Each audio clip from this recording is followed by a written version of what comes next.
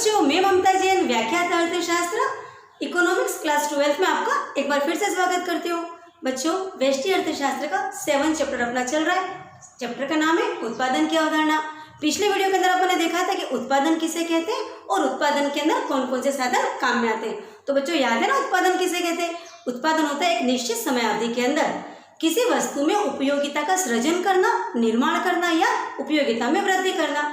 तो ये हम पिछले टॉपिक के अंदर अपन देख चुके और साथ में अपन ने ये भी देखा था कि हमारे उत्पादन के अंदर साधन कौन कौन से काम आते हैं। तो सबसे पहले था भूमि, दूसरा श्रम, पूंजी, प्रबंधन और तकनीक और सांस। उन 5 साधनों से हमने उत्पादन को कैसे करते हैं ये समझा था। आज के हमारे इस टॉपिक के अंदर अपन देखेंगे कि कुल उत्पादन क्या है, औसत उत्पादन क्या है, सीमांत उत्पादन क्या है और इन तीनों में कैसे संबंध है, इसको हम सारणी और ग्राफ के द्वारा बहुत अच्छे से समझेंगे। तो सबसे पहले हम देखते हैं कि कुल उत्पादन टीपी, इसको अपन टीपी से लिखते हैं, टोटल प्रोडक्शन। कुल उत्पादन का मतलब होता है एक निश्चित समय अवधि में उत्पादन के सभी साधनों का उपयोग करके जो उत्पादन किया जाता है उसको कुल उत्पादन कहते हैं। अर्थात आपके पास 1 महीना, 1 वर्ष या 6 माह कोई भी समय अवधि है, उसके अंदर आपने उत्पादन के 5 साधनों को अच्छे से यूज किया है, तो आपने जो टोटल प्रोडक्शन पाया है, जो उत्पादन हुआ है, उस सारे उत्पादन को अपन कुल उत्पादन कहेंगे और इसको टीपी लिखेंगे। और टीपी को हम 2 तरह से याद कर सकते हैं। एक तो जो सीमांत उत्पादकता है एमपी, उसका योग कर दो या औसत उत्पादकता में श्रम की इकाइयों का गुणा कर दीजिए। टीपी याद करने के कौन से 2 तरीके बताए मैंने कि एक वस्तु की विभिन्न इकाइयों से जो प्राप्त सीमांत उत्पादकता है उस सबको योग कर दो, तो सीमांत उत्पादकता का योग भी कुल उत्पादकता होता है। और दूसरा है जो हमारी औसत उत्पादकता है, उसमें श्रम की इकाई, एल मतलब लेबर, श्रम की इकाई जो कि हमारी एक परिवर्तनशील इकाई है, उसका यदि गुणा कर दो तो भी हमें कुल उत्पादन प्राप्त हो जाता है।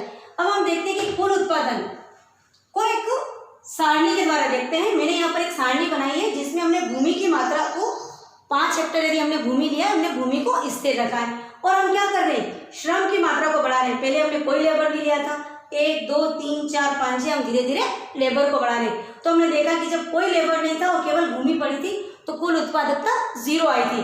उसके बाद हमने क्या करा, जब श्रम को 0 से करा तो हमारी कुल उत्पादकता टोटल प्रोडक्शन 5 आया। फिर जैसे जैसे हम श्रम को बढ़ाते गए तो टोटल प्रोडक्शन 5 से 12 21 28 होता गया। तो इसका ग्राफ हम बनाएंगे और ग्राफ के अंदर हम देखेंगे, जैसे हमने यहाँ पर ले लिया श्रम की इकाई, लेबर को ले लिया और यहाँ पर टीपी ले लिया, तो आप यहाँ पर 0 1 2 3 4 5 6 और 7 अपन देखो 0 पे तो 0 है, 1 और यहाँ पे भी 1 2 3 4 ले लो, 1 2 3 4 5 6 या फिर ऐसा करो क्योंकि अपने 5 है तो यहाँ पर अपन 5 की टेबल ले लेते ताकि अपना 30 तक आ जाए। 5 10 15 20 25 और 30 ये अपन ने इसके ले लिया। अब देखो 1 के ऊपर टीपी कितना है 5, 2 पे 12 तो यहाँ आ जाएगा अप्रोक्स अपना 12, 3 पे 21 तो 3 पे 21 हम यहाँ तक पहुँच गए, 4 पे 28 थोड़ा और ऊपर आए, फिर 30 और 30 पे तो अपन क्या हो गए 2 बार 30 आ गया और 7 आ जाते वापस 28 आ गए। तो हमारा जो कुल उत्पादकता का ग्राफ आया वो देखिए इस तरह का आएगा। अर्थात कुल उत्पादकता श्रम की मात्रा बढ़ाने पर पहले तो बढ़ती हुई दर से बढ़ा, फिर बढ़ा लेकिन घटती हुई दर से बढ़ा, फिर स्थिर हो गया, स्थिर होने के बाद वापस कम हो गया। तो बच्चों ये बात अच्छे से याद रखना कि जब हम श्रम की इकाई बढ़ाते हैं तो कुल उत्पादकता टोटल प्रोडक्शन बढ़ता है, स्थिर होता है और फिर घटता है। लेकिन बढ़ने में भी 2 बातें, पहले तो बढ़ती हुई दर से बढ़ता है, फिर घटती हुई दर से बढ़ता है, फिर स्थिर होता है और फिर वापस कम होने लगता है। तो बात हो गई कुल उत्पादकता की। अब हम बात करेंगे हमारे औसत उत्पादकता की। तो बच्चों कुल उत्पादकता के अंदर यदि हम श्रम की इकाई का भाग दे दें तो हमें औसत उत्पादकता प्राप्त होती है। औसत के लिए हमेशा डिवाइड ही करना होता है एवरेज निकालने के लिए। तो हमारा एपी का फॉर्मूला क्या हो गया, टीपी अपॉन एल।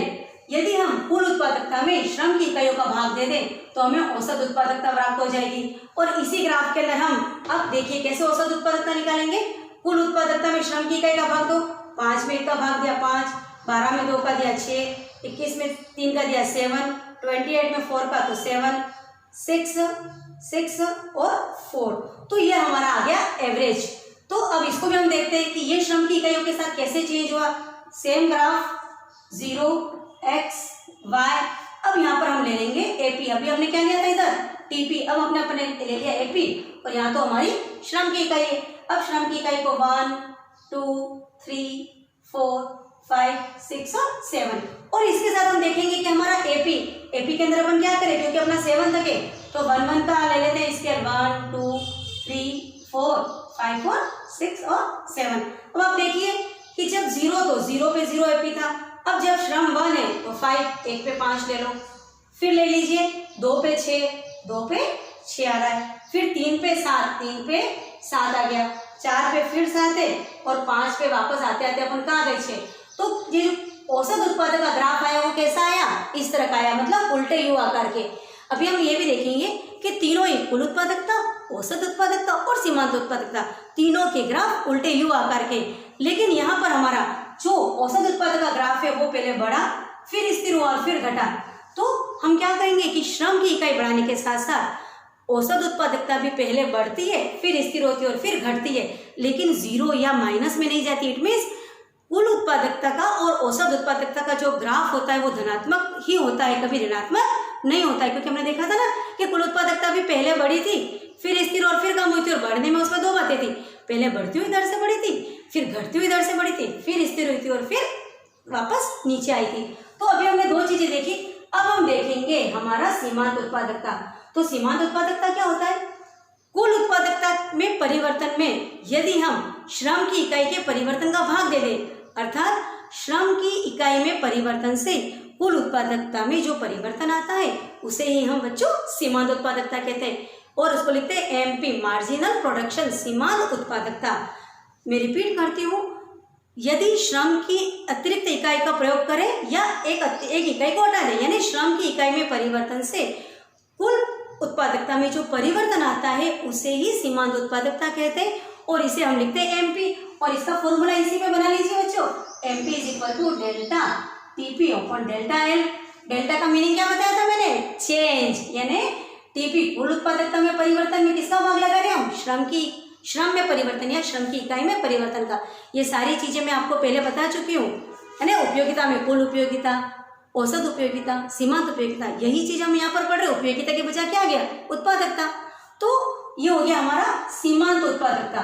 कुल उत्पादकता में परिवर्तन में यदि हम श्रम की इकाई के परिवर्तन, श्रम क्या है, परिवर्तनशील इकाई है, तो परिवर्तनशील इकाई के परिवर्तन का भाग दे देंगे तो हमारा क्या आ जाएगा, सीमांत उत्पादकता। अब हम इसको भी सारणी में देख लेते हैं।